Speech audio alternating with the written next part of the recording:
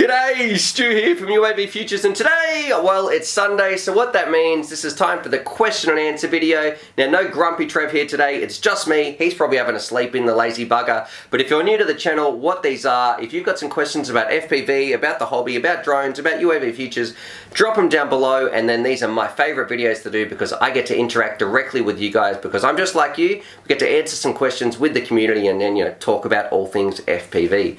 Now, a massive shout out this week too to FPV Model for sponsoring this episode. They're hooking us up with one of these bad boys right here, so go and click on the link down below to check out FPV Model because they're an awesome company. They've been around for a long time, and they're hooking one lucky winner up with one of these bad boys. So this is the KLEX90. I'm not a fan of the name, but I am a fan of this little micro drone. It's absolutely performance packed. And I'll leave a link up here to some videos where I reviewed this bad boy because it honestly really rips around. And I gave Trev a run for his money when he raced his 5-inch and I ripped around with this bad boy. Anyway, enough rambling from me, so let's get in, let's answer some questions, and that's also how you go in the draw next time to win some things. So we're going to pick out the best question this week to win one of those bad boys, but make sure you got some questions in below this video, comment them down below because that's how you go in the draw for next time's giveaway. Two, I'm going to apologize for butchering all the names because I can never, I think I'm pretty terrible at pronunciation, but we'll just go through. I'm going to butcher them, but let's get on with it. So the first one, and I really can't pronounce this one, is from DRD Wrench-Onic. UAVfutures, g'day! I'm new to the hobby and been watching a lot of Joshua Barbell's videos. He's quite fond of soft mounting flight controllers and motors. What's your take on it? Do you soft mount at all? Keep up the great work on your channel. Thanks. Well, thanks. I'm glad you're enjoying the content on my channel. As far as soft mounting goes, I don't do the motors whatsoever. If they come with it, like on the, where is it? I think the GT2, the new GT2, like this bad boy right here. If they come with it, I'm not going to remove it because some people think it makes a difference. The motors, I'm not really a big fan of soft mounting, but soft mounting the flight controller, I think, is a definite must. Well, not a must, but if you're getting some bad oscillations, I definitely think it can't hurt. It can't hurt. That's probably the best way to say it. Everything I talk about too, I'll link it down below. So go and read that description because I'll link the GT2 and anything else we talk about, like the KLEX90 FPV model. Everything we talk about, go and check that description because it'll all be linked down below. Anyway, so short answer there. I like to soft mount my flight controller if I have that option, but the motors, I don't think it really makes a difference. This one's from Das Blutch Weasel. I hope I said that right. From time to time, the wires on my flight controller break just behind the solder joint, especially the small VTX wires.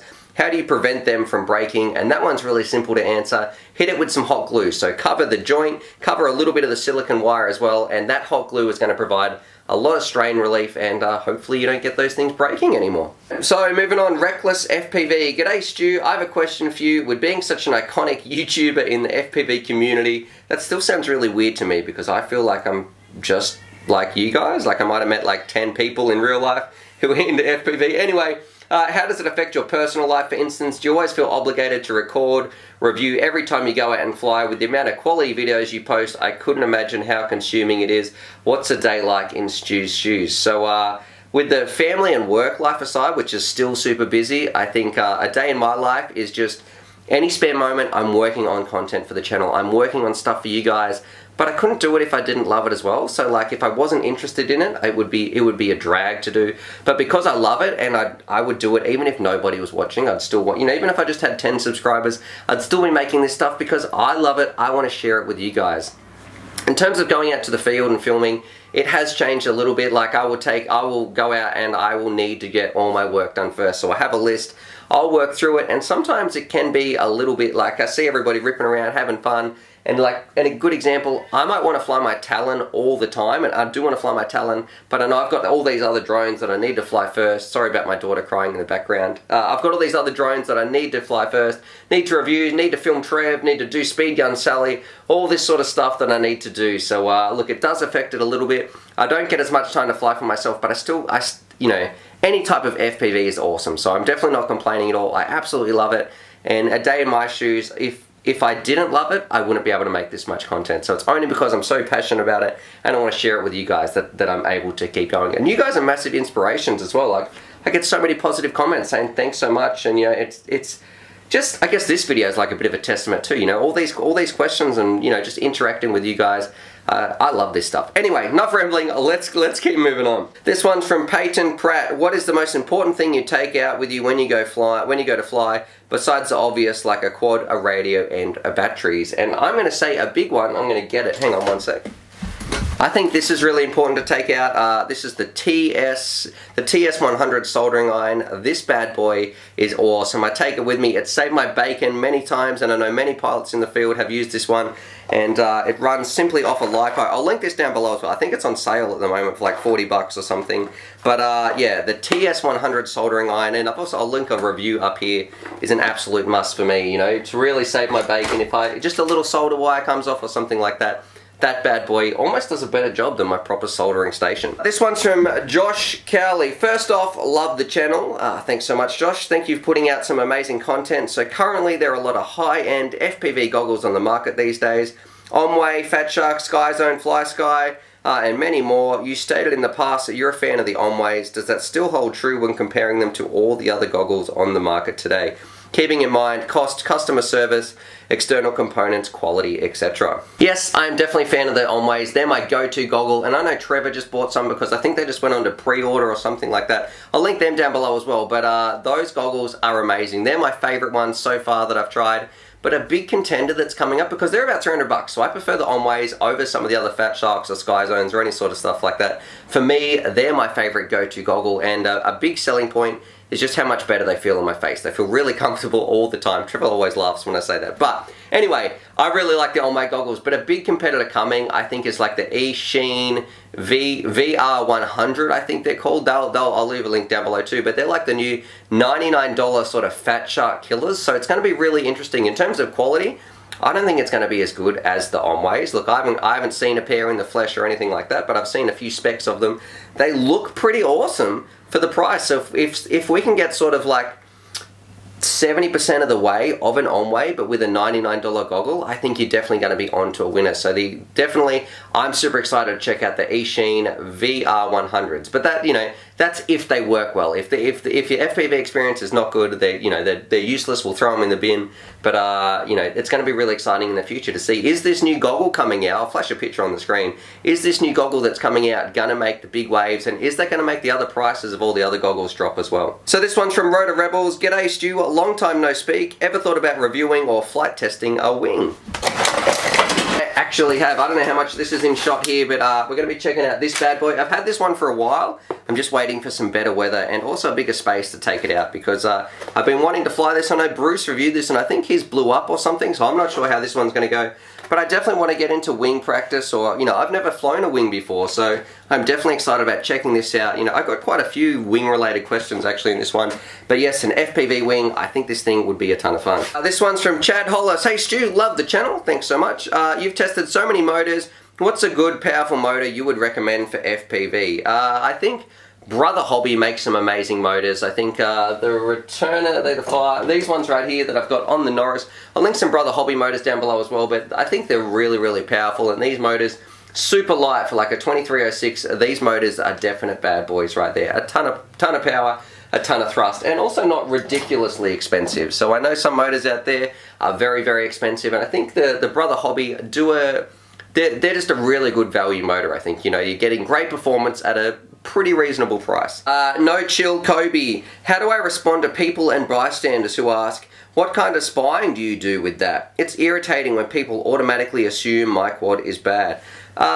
Look, if someone asked me what kind of spying I would do, I'd probably just apologize. I'd step out of their yard, stop going through their garbage, and just move on.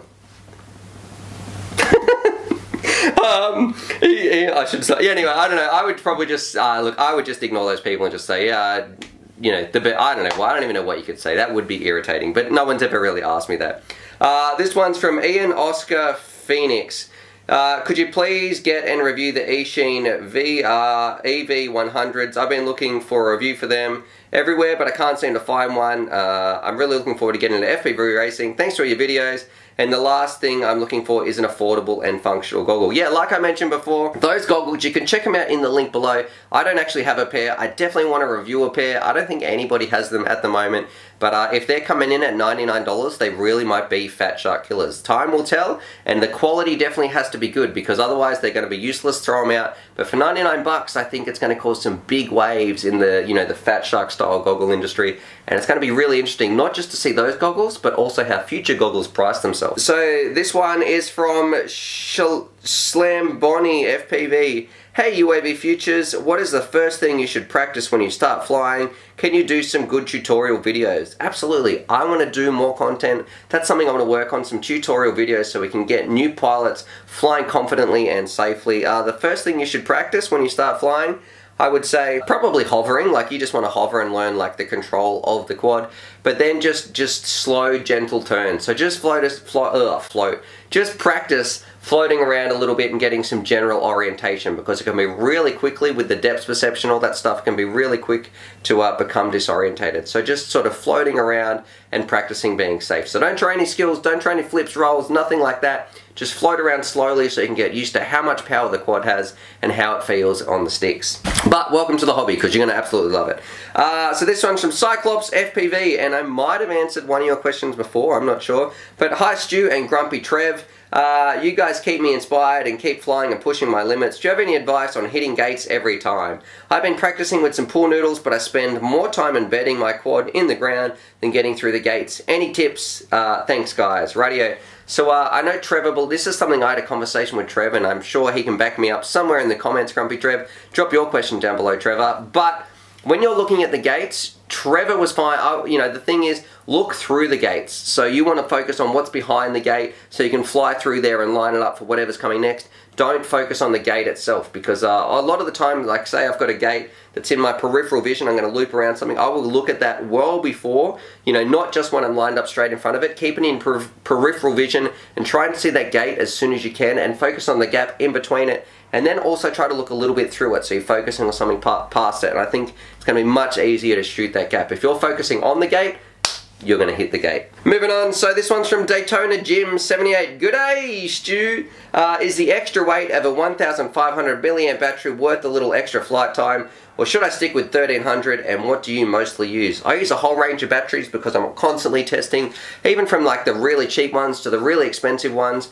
For me personally, I don't do competitive races. So if I was doing competitive races, I would be buying a 1,300 super expensive high C battery, but most of the time I think you can afford to get, you know, a little bit lower C. I'm not saying, you know, it's definitely got to be 50C at least, but you don't have to get the super high ones. But if you get 1,500, it sort of gives you a bit more buffer room. You can draw a few more amps, even if it's a little bit of a lower C rating. And I really like 1,500 because you've got that extra room to draw extra amps, and you can also get a little bit more flight time. Even at the cost of a little bit of weight, these quads are so powerful, I prefer that 1,500 battery. For me, that's the right size that I want to be using. Tony Allison, how did Grumpy Trev get to be Grumpy Trev? Yeah, he's just I love calling him a grumpy old man, but it's kind of when I first started filming, and I was like, hey, Trevor, you should try these on, and that was like the Glaxus review or something. I'll leave a link to that up here, but he absolutely cut sick on those goggles, and I thought, you know what, you're so grumpy, and then just Grumpy Trev sort of stuck. So it just sort of happened organically, became one of those things. But it was ever since that review when he was so grumpy about it was like a monocle goggle. It was an absolute piece of junk. So definitely he wasn't a fan of those. Go and watch that video. It's pretty funny actually. After you watch this one, Caribbean Zapta, all caps, question, simulators. Please, please, please do a review of simulators. I'm having a hard time getting any to connect and work. Simulators, exclamation mark. This is something I really want to do. So look, I need to get a new computer because currently the computer that I have is absolute junk. It would barely work with Solitaire, so it only just loads Betaflight. But yeah, I want to do some sims. I'm going to see if I can get like a new laptop or something like that. Look, that's something I want to work towards. Definitely I want to do that in the future. I want to review some sims so I can show you guys what's the best sim to use and how you can, you know, fly the best and also fly safely in the air and get the most out of your FPV quad. So yep, definitely jump on, but I know a lot of people like Liftoff, Hot Props, and FPV Freerider as well. I know they're three pretty popular ones. And Velocidrone, I think I see that mentioned a bit as well. This one's from Steve Levy. Hi Stu, I've been seeing a few videos on the YouTube saying your gear doesn't matter much. What do you think? How much does gear affect your flying? I definitely think for like a radio, you want to get a radio that you like. So I know I fly with the Turnigy Evolution, which isn't the best radio, not by any means. I think something like the QX7 is a much better radio. In terms of your goggles, I like a good pair of goggles. I think it does make a difference to your flying. But your quad, like, I know that there is literally thousands of people around the world who build a quad like this. This is like an upgraded version of my $99 build. This one's a bit different because I had to rebuild it after I gave the other ones away, but I've got some different motors on here, like the 2600 kV. But everything in here, super cheap, and it still really rips. I know if I took this out to the field, all my friends fly. Skill accounts, in my opinion, for like 80 to 90% of the actual race. So I know with the people I fly with, look, and they're not bad pilots whatsoever, but I can still absolutely, not thrash them, but I can still beat them every day, even if I was racing this bad boy versus, and they got things like Talons or GT2s, Chameleons. They've got some really, really good stuff. So look, people might complain and everything like that, but those people are saying they can tell a difference and they can outfly a quad like this.